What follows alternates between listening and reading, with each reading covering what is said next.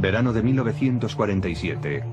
El oficial Philip Corso está de servicio en la base militar de Fort Riley, Kansas, cuando en una misión de patrulla encuentra algo que cuestiona los fundamentos de la historia.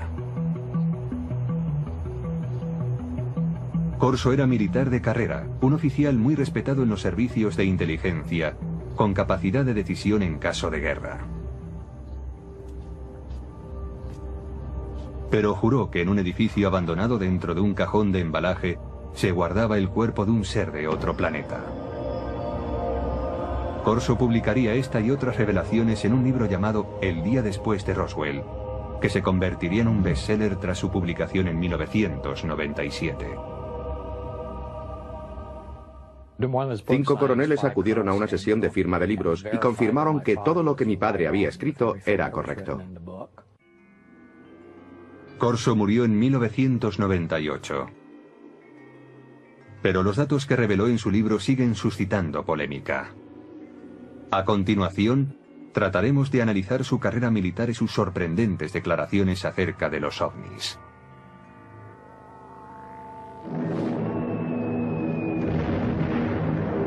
...1942... el año siguiente al ataque de Pearl Harbor. Philip Corso, un joven de una pequeña ciudad de Pensilvania, es reclutado por el ejército. Durante la Segunda Guerra Mundial se prepara como oficial de los servicios de inteligencia y después, a la edad de 29 años, trabajará en Roma. Su misión: descubrir y eliminar agentes soviéticos.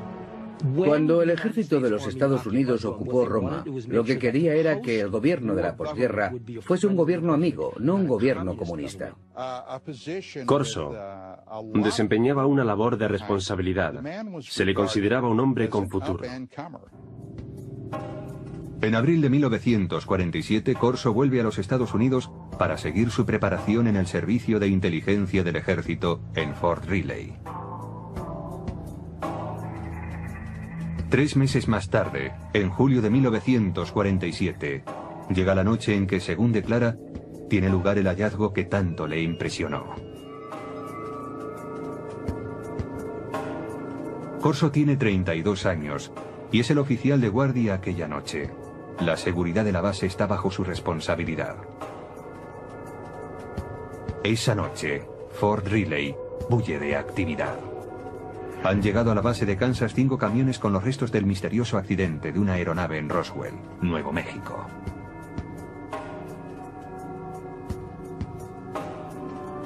Corso, como oficial de inteligencia, está intrigado por el cargamento. Y hacia las 11 de la noche, entra en el edificio donde se ha dejado la carga. Un policía militar le confiesa que ha mirado en uno de los cajones que formaba parte del cargamento y que no puede describir lo que ha visto. Entonces Corso decide mirar también. Y descubre una especie de ataúdes. Son pequeños, como ataúdes para niños. Intrigado, levanta la tapa de uno de ellos. It looked like a thin body, and a humanoid with a sort of a big head on it, and eyes, but not too long, and not the shape of it was not as wide as I say as our bodies are. Corso dice que aquel fue su primer encuentro con extraterrestres, pero que no sería el último, ni el más significativo. Más tarde, le serían confiados expedientes secretos y objetos de origen extraterrestre. Estos últimos, según él, provocarían una revolución tecnológica. Pero en 1947 acababa de empezar esta historia.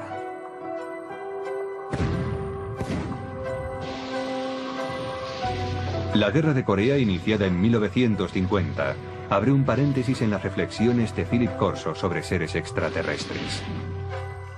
Corso entra a formar parte del personal del general Douglas MacArthur como especialista en artillería para las fuerzas de las Naciones Unidas.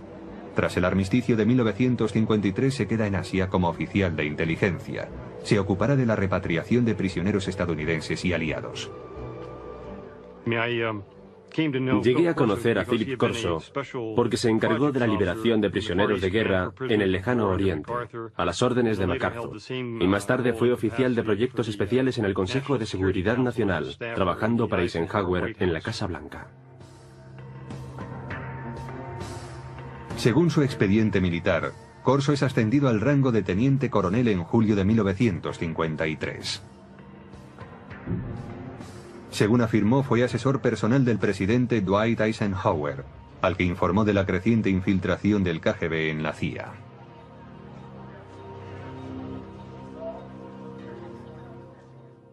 Y Corso se quejaba de esto ante Eisenhower en el Consejo de Seguridad Nacional. Corso declara también que Eisenhower le premió otorgándole la comandancia de un batallón. Los archivos militares confirman que fue nombrado comandante de un batallón de artillería en el campo de misiles de Red Canyon.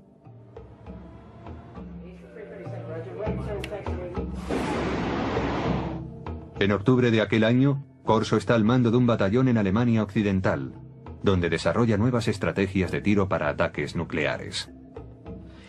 Allí demuestra que sabe cumplir órdenes, pero también demuestra que tiene iniciativa. Está al mando de una batería de armas nucleares. Si se hubiese declarado la guerra contra la Unión Soviética en los años 50, cuando Corso estaba en Alemania, él habría tenido autoridad para disparar armas nucleares. Pero cuando vuelve de Alemania, su carrera cambia totalmente de dirección. El brillante oficial de la inteligencia, intrépido cazador de espías enemigos y comandante de artillería con potestad para utilizar armamento nuclear, se convierte ahora en reservista de la Guardia Nacional. En octubre de 1960, Corso está prácticamente retirado. Es asesor a tiempo parcial en una base de la Guardia Nacional en Maryland. Se podría decir que alguien no estaba satisfecho con él. No tuvo la recompensa merecida. Pero algunos creen que Corso está siendo reservado para su cometido más importante y secreto. Hay una mano oculta que dirige su carrera. Es la mano de Arthur Trudeau. Philip Corso tiene un poderoso protector en el teniente general Arthur Trudeau. Graduado en West Point, en la promoción de 1924, Trudeau es considerado un oficial progresista y admirador de la alta tecnología. En la época de la Guerra Fría es el primero en proponer una formación tecnológica para los oficiales de la inteligencia, y en 1958 es nombrado director del área de investigación y desarrollo del ejército. Cuando Trudeau tiene ocasión de nombrar a un adjunto, recurre a Corso, y así se inicia la etapa de este último en el área de investigación y desarrollo. General called me and said, "Don, establish Foreign Technology Division, and you're the chief of it. And you got an office down next floor under me." Hasta ese momento de su carrera, la trayectoria de Corso en el ejército es fácilmente verificable examinando los archivos militares. Trabajó en el Pentágono. Allí estaba su despacho, así consta. Y lo hizo para el general Trudeau, que le conocía bien, de eso no hay duda. Pero desde que empezó su labor en el Pentágono, el rastro de su carrera es más difícil de seguir y también es más difícil confirmar sus declaraciones. Corso escribió que su trabajo en el Pentágono incluía el análisis de los avances militares extranjeros como el armamento para helicópteros desarrollado por los franceses o el caza de despegue y aterrizaje vertical del ejército británico. Dicha tecnología sería invertida por los estadounidenses. Los militares han desarrollado a lo largo de los años una serie de proyectos dirigidos a copiar dispositivos tecnológicos provenientes del extranjero. Así, una de las tareas de Corso era acceder a esa tecnología extranjera, como la francesa, e invertir su ingeniería.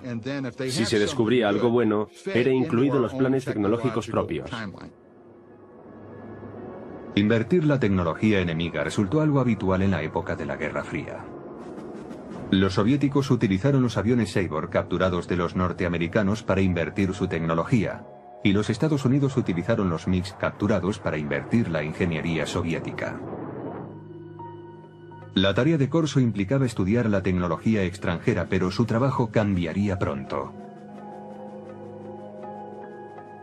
Poco después del 20 de julio de 1961, dice Corso, el general Trudeau le llama a su despacho y le adjudica una labor sorprendente: examinar la tecnología de la nave extraterrestre que se estrelló en Roswell, Nuevo México, en 1947.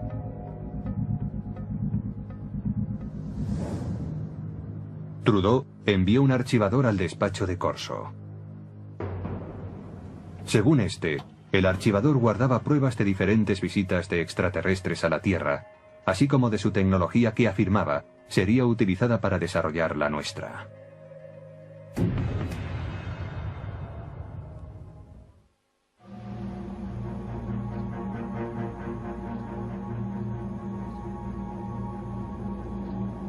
Philip Corso declaró que en 1947 él había visto los cuerpos de los extraterrestres cuyo ovni se había estrellado cerca de Roswell, Nuevo México. La descripción de Corso coincide con la de aquellos que se declararon testigos del accidente. Los alienígenas, según estos testigos, eran 4 pequeños seres humanoides, con manos de 4 dedos, piernas delgadas, una cabeza excesivamente grande y ojos en forma de almendra.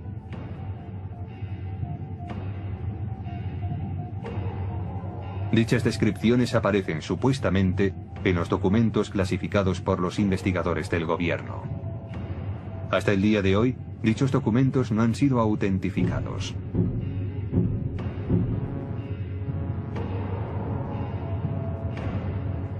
Corso insiste en que él nunca habló con nadie sobre lo que vio en Fort Riley.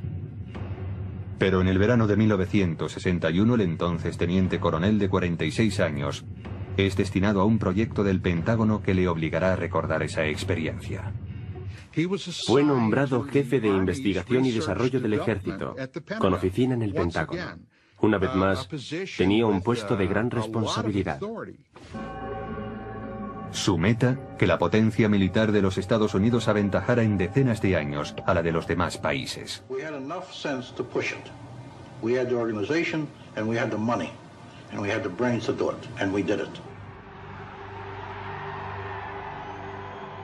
Durante la época de la Guerra Fría, dice Corso, preocupaba mucho al gobierno que los rusos llegasen a tener acceso a los materiales extraterrestres o, lo que era aún peor, que los alienígenas utilizaran su superior tecnología para invadir la Tierra.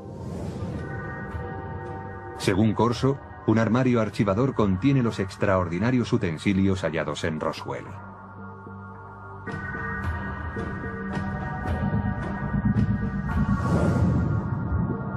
Un trozo de traje metálico superresistente. Corso afirma que quizás sirviera para proteger a los alienígenas.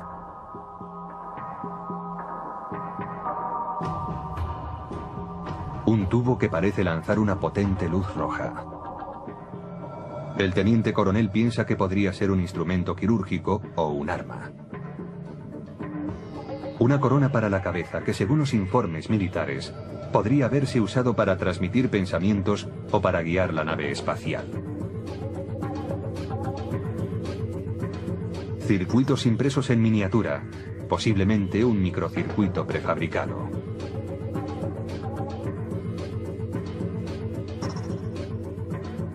Un cable flexible que podría haber transmitido luz. Y una lente para ver en la oscuridad, supuestamente extraída del ojo de un extraterrestre. Para identificar tan extraños objetos, Corso declara haber estudiado con detalle documentos clasificados del gobierno referentes a la tecnología extraterrestre supuestamente encontrados en Roswell. Según dichos informes, algunos de los más destacados científicos del mundo, hombres como Werner von Braun y J. Robert Oppenheimer, accedieron al lugar del accidente en Roswell.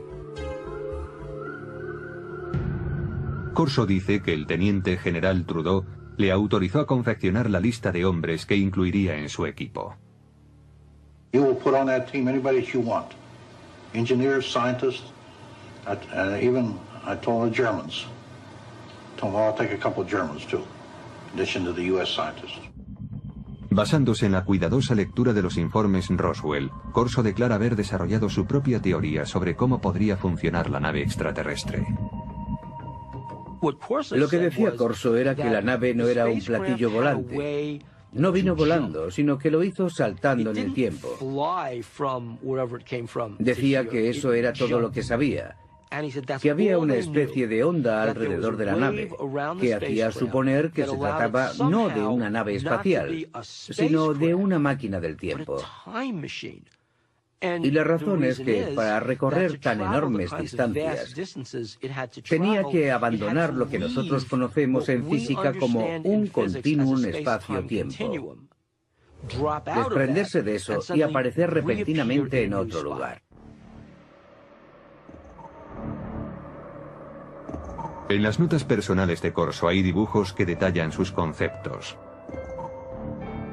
Corso especula con que la nave extraterrestre fuese manejada mentalmente por un mecanismo encajado en el cráneo del alienígena. Parece que si se gira la corona en torno al cráneo del alienígena, las tomas electromagnéticas encajarían con determinadas partes de su cerebro. Una vez concluida la investigación, Corso decide que está preparado para ir más allá. Su aplicación. La tecnología extraterrestre que, según él, procede de Roswell, es mostrada a determinadas firmas para su desarrollo. Traten de imaginar qué sucedería si una nave espacial se estrellase contra la Tierra y en ella hubiese un fabuloso dispositivo tecnológico y alguien como Corso entregara ese material a unos laboratorios de investigación diciendo: averiguad cómo funciona esto.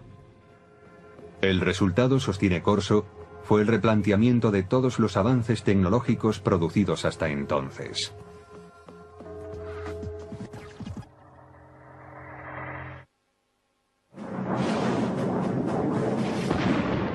En la década de 1960, la potencia militar estadounidense está plenamente entregada a la Guerra Fría. El teniente coronel Philip Corso quiere usar en su apoyo la tecnología extraterrestre. A finales del verano de 1961, empieza a ponerse en contacto con laboratorios de armamento militar para tratar la cuestión. Los laboratorios del ejército también tenían científicos civiles, y aunque tenía que permitirles el acceso al material clasificado, Phil Corso se sentía muy cómodo trabajando con científicos civiles. Además, todas las autorizaciones formales corrían a cargo de los laboratorios. En Estados Unidos existen numerosos laboratorios de alta tecnología donde científicos civiles trabajan en proyectos militares. Los Álamos, sede del proyecto Manhattan, quizás sea el más famoso. Pero en 1961, Fort Belvoir, en Virginia, desarrollaba en secreto un proyecto para conseguir la visión nocturna. Corso declara que este sería el primer laboratorio al que recurriría. Para que aquellos objetos fueran analizados debidamente, no podía llevarlos a un taller de reparación de radio. Debía llevarlos a algún lugar de suficientes garantías. Según Corso, los testigos de Roswell declararon que la nave extraterrestre usaba una tecnología muy avanzada que permitía la visión nocturna. Si alguien entraba en la nave y miraba hacia afuera, veía el exterior tan nítidamente como si fuese de día, aún en plena noche. También hay, según Corso, una lente extraída del ojo de un extraterrestre que tiene la propiedad de aumentar la intensidad de la luz. Nadie sabe relacionar ambas cosas, dice Corso, pero todo el mundo es consciente de su valor potencial. Corso mantiene que a finales del verano de 1961 muestra a los investigadores de Fort Belvoir la lente extraída del ojo del alienígena y, al parecer, otro tipo de tecnología para aumentar la intensidad de la luz, también hallado en la nave. Este es el tipo de tecnología que, aunque parece ser que ya se había empezado a desarrollar durante la Segunda Guerra Mundial, realmente avanzó en progresión geométrica en años posteriores. Ahora bien, ¿puede esto atribuirse a la tecnología hallada en Roswell? Según Corso, sí. Corso dice que no pudo desarrollarse el mecanismo de control mental. Su teoría era que solo podía funcionar con el cerebro de un extraterrestre. Pero este revés no impide el desarrollo de otro dispositivo. Un circuito impreso de sofisticado diseño. We also had a little charred chip. Small thing, maybe 3/8 of an inch square, 2 threads coming out, and a little window in the center with thin wires. These came from Roswell. We didn't know exactly the function of these integrated circuits, but we suspected that these were circuits, electrical circuits. Corso afirma que llevó el objeto a los laboratorios Bell, que habían desarrollado el transistor 14 años antes. Dice que los científicos del laboratorio consiguieron analizar y más tarde reproducir el microchip extraterrestre. ¿Qué pasaría si ocurriese algo así? Sucedería que en un corto espacio de tiempo el mundo se transformaría radicalmente. No hay duda de que a partir del desarrollo de los circuitos integrados a principios de los 60, el mundo se ha transformado. Se han hecho realidad dispositivos electrónicos desde el teléfono celular al ordenador portátil. El microchip de Roswell estaba dañado por el accidente, según dice Corso. Pero tiene en su poder otro objeto de los alienígenas, y este aparentemente funciona a la perfección. Él sabía por los informes que cuando aquel aparato se puso en funcionamiento, causó quemaduras sobre las superficies hacia las que fue enfocado. Los informes militares clasificados, según Corso, especulaban con que el dispositivo hallado en Roswell, aparentemente capaz de abrir agujeros en las paredes, era algún tipo de herramienta de corte, quizás usada en cirugía. En Aeronáutica Hughes, desde finales de los años 50 y hasta principios de los 60, los investigadores trabajaron en lo que serían los primeros de seguimiento y derribo para la aviación militar. Pero los ingenieros tuvieron problemas a la hora de diseñar un dispositivo práctico. Esto fue así, dice Corso, hasta que él les mostró la extraña herramienta de origen alienígena. El proceso se aceleró después de los años 60 y 61, porque se inventaron nuevos métodos de fabricación de dispositivos láser. A medida que avanzaba la ciencia, avanzaba también la ingeniería. Según los informes, el archivador citado por Corso contiene otro tesoro encontrado en Roswell. It was glass tubes. And they emitted different color lights. And those were sent to Bell Laboratories. From that was one of the greatest advancements I think we have today came out in fiber optics. Muchos investigadores de ovnis mantienen la teoría de que la nave no tenía cables convencionales porque estaba dotada de cables de fibra óptica. Resulta que la transmisión de información mediante la luz era ya una tecnología conocida. Data de la época de uno de los pioneros del teléfono, Alexander Graham Bell, que hizo pruebas con un aparato que él llamó fotófono en 1880.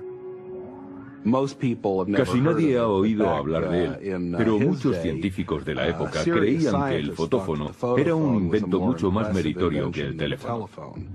El fotófono era una manera de transmitir la voz mediante un rayo de luz. La investigación instada por Corso determinó que la transmisión de datos por medio de la luz era inviable debido a que no se podía dirigir un rayo de luz con capacidad para desviarse al hallar un obstáculo. Pero Corso confiaba en que el dispositivo de Roswell podría contener la solución.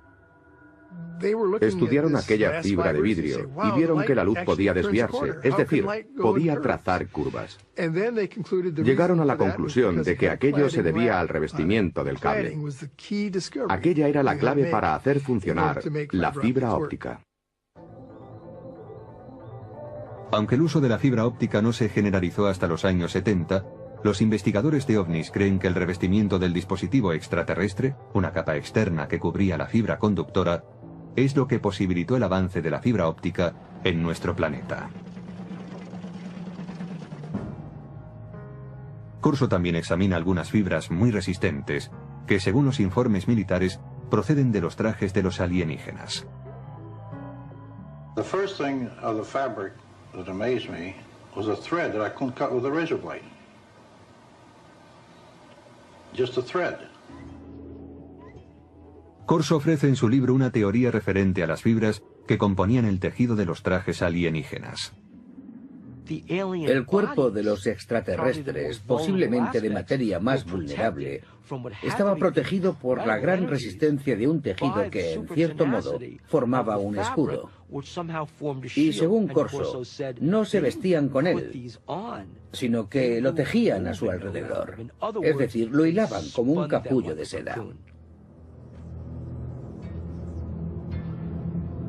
Corso se pregunta si estas fibras tan resistentes tendrían aplicación como material antibalas para ser usados por los cuerpos de seguridad y por el ejército.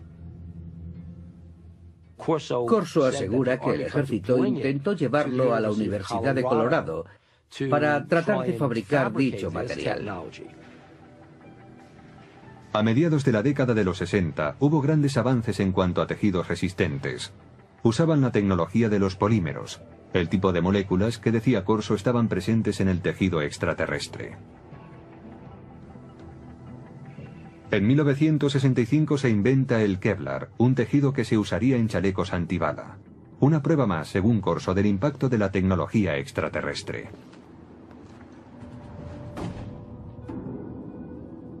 Nadie niega que el periodo en que el teniente coronel trabajó en el Pentágono coincide con un periodo de gran desarrollo tecnológico en los Estados Unidos.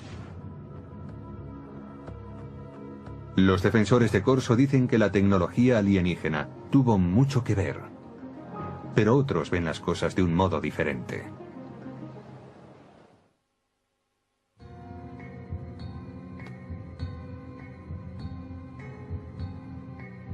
En su libro El día después de Roswell, el teniente coronel Philip Corso declara haber introducido la tecnología extraterrestre hallada tras el incidente de Nuevo México en la agenda de los militares estadounidenses. Pero otros afirman que los avances científicos de los años 60 no fueron obra de un héroe, ni se debieron a la ayuda extraterrestre. Resulta simpático pensar en un héroe que nos conduce a un mundo de avanzadas tecnologías adquiridas de platillos volantes. Pero después de trabajar en numerosos programas de investigación y desarrollo, puedo asegurar que no es esa la forma en la que avanza la tecnología. Por ejemplo, en un programa aeronáutico de propulsión nuclear, empleamos 3.500 personas, 1.100 de ellas eran ingenieros y científicos. Gastamos $100 millones al año.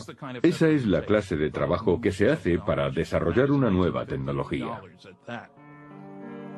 Dice Corso que el uso del láser pasó de la teoría a la práctica después de que los científicos examinaran el objeto encontrado entre los restos del accidente de Roswell.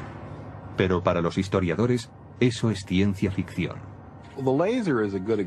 El láser es un buen ejemplo para aclarar que un invento no surge de la noche a la mañana. No se produce porque a un científico le llegue la inspiración, baje a su taller del sótano y 15 minutos después obtenga un rayo láser. En realidad, el estudio del láser empezó en 1951, cuando un físico de la Universidad de Columbia estaba dando un paseo por Washington. Aquel físico era Charles Townes. Me desperté pronto aquella mañana, preocupado por no haber llegado a ninguna conclusión. Después del desayuno salí a dar un paseo por el parque. De pronto pensé, un momento, podemos disponer de toda una colección de moléculas, todas ellas activadas con un exceso de energía. Me puse a hacer números y comprobé que podía hacer que aquello oscilara. Necesitó 2 años y $50.000 de subvenciones gubernamentales antes de presentar un prototipo de láser de microondas, aunque escasamente operativo. El primer dispositivo láser utilizaba microondas, no luz. La versión emisora de luz no estuvo operativa hasta 1960, 9 años después de que el profesor Townes iniciara sus investigaciones. En cuanto a la aportación de los alienígenas... No, los extraterrestres no tuvieron nada que ver con la tecnología del láser y en realidad yo tampoco. No creo que los extraterrestres nos hayan dado ninguna información. Mientras que el desarrollo del láser se produjo con lentitud, los circuitos integrados avanzaron rápidamente. Pero el mayor logro de los científicos vino mucho después de que Corso se jubilase.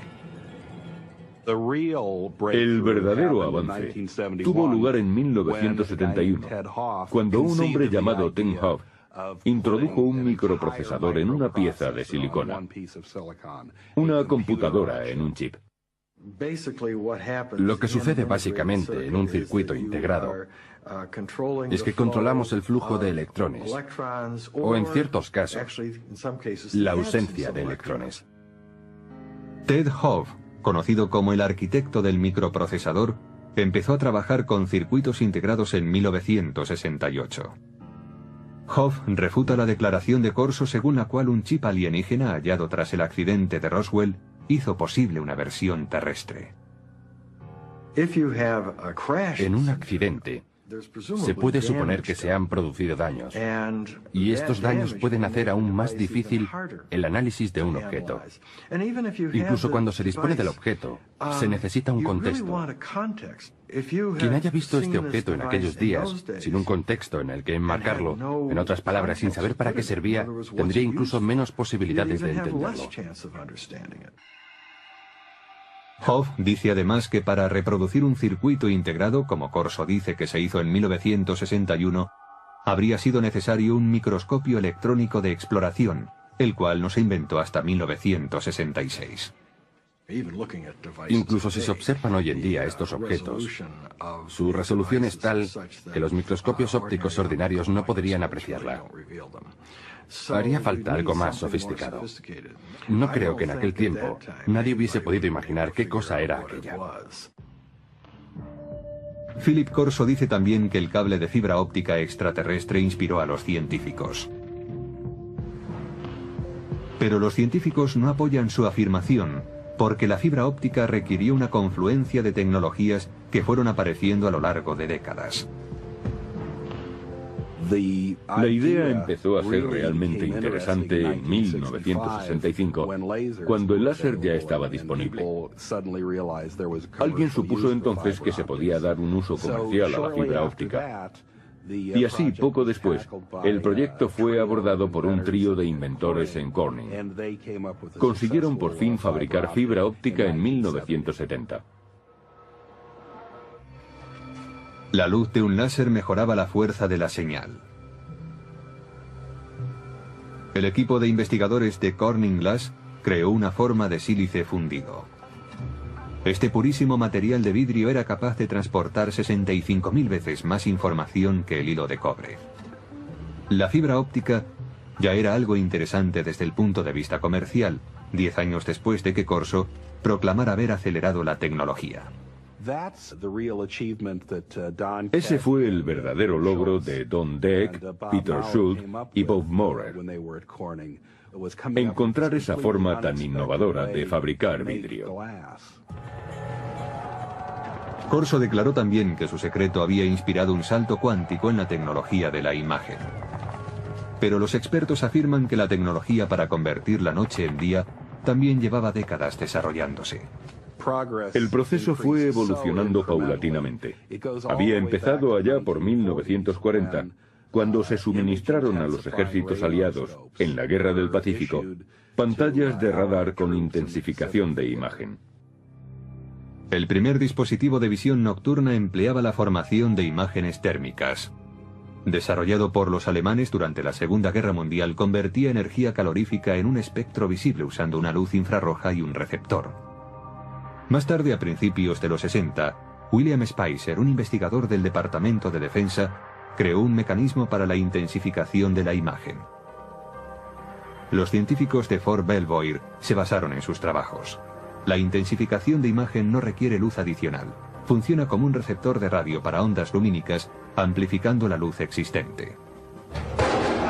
Los intensificadores de imagen actuales son lo bastante pequeños para poderse llevar como gafas y son capaces de amplificar la luz, multiplicándola por 35.000. Los científicos argumentan que si Corso tenía realmente un intensificador de imagen extraterrestre, mostrárselo a los investigadores en 1960 habría ayudado poco al progreso de esa tecnología. La ingeniería necesaria progresaba a un ritmo muy lento. Lograr la visión nocturna fue, en gran medida, el resultado de un trabajo de ingeniería realmente brillante. Finalmente, según expertos en tecnología, las fibras superresistentes de Corso no venían de los trajes espaciales de los alienígenas, sino del fruto de años de investigación de una científica llamada Stephanie Kwolek, que trabajaba en la compañía DuPont. Ella consiguió enlazar cadenas de átomos en 1965. En 1971 el Kevlar ya estaba en el mercado. La teoría de que algo como el Kevlar salió de un platillo volante resulta tan chocante para mí como insultante para alguien como Stephanie Kwolek, que invirtió enormes esfuerzos, años de su vida, una enorme dedicación e inteligencia para desvelar los secretos de la naturaleza. Además, algunos escépticos insisten en que el teniente coronel Corso sencillamente no tenía los conocimientos suficientes para promover un programa de ingeniería inversa. Leí algo que había escrito hace años y vi que aquello no era alta tecnología. Yo he trabajado para General Electric, Westinghouse, General Motors, TRV System, McDonnell Douglas y junto a muchos científicos.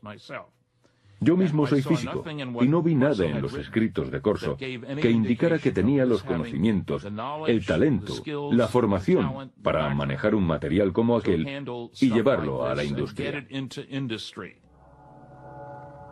Corso tenía una respuesta para tal objeción. Decía que su equipo de científicos de élite le ayudaba a interpretar los objetos de Roswell. I didn't have the training or the background for something. You know, they got highly technical. But fortunately, the German scientists were there. I knew von Braun, and I knew Hermann Oberth. Oberth was a man that said we've been helped. But we had to keep it quiet to protect our budget, protect our organization. Para los escépticos, caben más dudas acerca de Corso. Según ellos, un teniente coronel no debería asumir funciones como las que Corso se atribuía. Creo que un indicio de su consideración dentro del ejército viene dado por el hecho de que nunca llegó a coronel, a pesar de sus muchos años de servicio. Pero otros apoyan las afirmaciones de Corso, en particular aquellos que dicen conocer el funcionamiento interno del ejército. En aquellos días, un teniente coronel tenía mucha más autoridad e importancia que ahora. Pero incluso hoy, hay tenientes coroneles que conocen mucho acerca de planes y operaciones importantes. Todos los científicos y militares con los que Corso dijo haber trabajado afirman que no había implicación extraterrestre en las tecnologías desarrolladas a partir de aquellos años. No existen documentos de ningún tipo que avalen las afirmaciones de Corso sobre ingeniería alienígena aplicada a la terrestre. Pero sus partidarios defienden que si no hay rastro de ningún documento, es por una razón.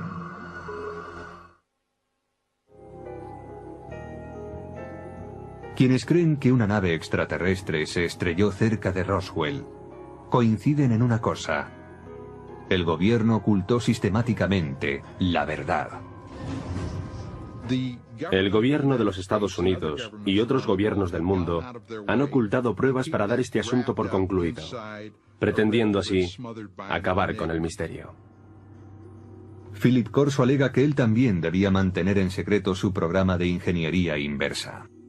We couldn't discuss it. We made a decision. It cannot be discussed outside of us. We're doing good. We have the authority, we have the money for our R&D projects. Well, that's fine. Let's keep it that way. Let's not get mixed up in the murky area of whether they exist or not. En cuanto a la contribución de Corso a los avances de la ciencia, los escépticos dicen que la tecnología que él declara haber impulsado por aquella época ya estaba a punto de aparecer. Como prueba, aluden a la famosa corona de control mental, una tecnología extraterrestre que Corso reconoció que no pudo ser desarrollada. Hoy está en camino de convertirse en realidad sin su ayuda. Desde los años 70, los científicos han estado experimentando con las ondas cerebrales salidas del electroencefalógrafo para suministrar información y alterar el comportamiento. En la actualidad es posible usar juegos como este que informan a través de un electroencefalógrafo para aprender a controlar los estados del cerebro. Pero la tecnología del control mental ha avanzado más aún.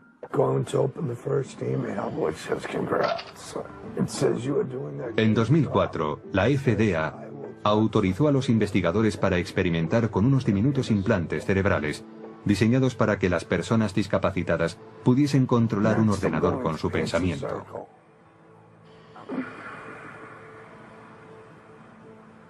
Los investigadores de ovnis dicen que los supuestos ocultamientos del gobierno pueden oscurecer para siempre los hechos de Roswell. Y en consecuencia, oscurecer también la verdad sobre si la tecnología extraterrestre contribuyó al desarrollo de la fibra óptica, los tejidos superresistentes, el láser, los circuitos integrados o la intensificación de imágenes. Hay gente que cree que los extraterrestres intervinieron, por ejemplo, en el 3500 a.C. en Egipto, para ayudar a los egipcios a construir pirámides. Pero los egipcios del año 3500 a.C. eran muy capaces de poner un gran bloque de piedra encima de otro. Si los egipcios hubiesen desarrollado de repente teléfonos celulares o algo así, entonces yo diría, de acuerdo, aquí hay un invento. Pero no fue eso lo que hicieron. Aunque el teniente coronel Philip Corso pueda ser cuestionado, sus ideas hayan suscitado polémica y sus afirmaciones hayan sido consideradas como propias de la ciencia ficción, su aportación al mito de los ovnis y a las leyendas populares no puede ser ignorado. Los militares, el Pentágono, el gobierno de los Estados Unidos no dan ese tipo de autoridad a un incompetente. Este hombre estaba bien considerado y era muy respetado. At my age, what do I have to lose? I have to let my grandchildren and my children know this, because how long will I be around yet? And when I go, it goes with me. Debió de haber muchos días, muchos, en los que Philip Corso se preguntase, ¿por qué yo? ¿Por qué tengo esta información? Yo creo que eso es algo que le atormentó durante muchos años. Es muy difícil guardar un secreto así para uno mismo. Hasta hoy solo se ha contado el 10% de la historia, dijo mi padre. El resto es información clasificada.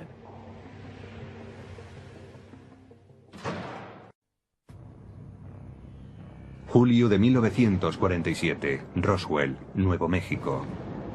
Muchos creen que los restos encontrados en el desierto cerca de esta pequeña ciudad pertenecen a un ovni. La pregunta es, ¿existen los ovnis? La respuesta es sí. Aún perdura la controversia sobre lo que aconteció allí aquella noche.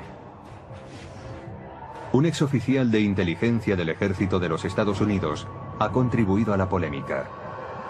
Según él, los ovnis no solo existen, sino que el ejército estadounidense ha copiado tecnología avanzada de ellos. Él lo sabe, afirma, porque ha tenido en sus manos muestras de esa tecnología y ha visto los cuerpos de los alienígenas encontrados en Roswell. The humanoid type body came from the Roswell area where there was a crash in 1947. ¿Por qué debemos creerle? ¿Por su rango? ¿Por los años de servicio al país y por su reputación? Pues era considerado uno de los militares más brillantes en su especialidad. ¿Quién es este individuo? ¿Qué dijo en el pasado? ¿Cuáles de sus predicciones se han cumplido? Según las palabras del teniente coronel Philip Corso, él era el responsable de que la tecnología extraterrestre llegara a los laboratorios militares y a los científicos civiles, quienes se valieron de ella para fabricar dispositivos láser, fibra óptica, circuitos integrados, gafas de visión nocturna y chalecos antibalas. Estudiamos platillos volantes que se han estrellado o que han sido derribados y tratamos de averiguar cómo funcionan. Muchos niegan que la tecnología extraterrestre haya sido el motor de la industria militar. Es una forma peculiar de confiar en la ingenuidad humana. Supe que Philip Corso no decía la verdad gracias a una serie de cosas. ¿Será la historia de Philip Corso fruto de su fantasía y su ambición? ¿O la confirmación de que en Roswell se estrelló un ovni en 1947? ¿Se inició realmente gracias a ese hecho un programa militar secreto que incorporaba la tecnología extraterrestre a la industria armamentística?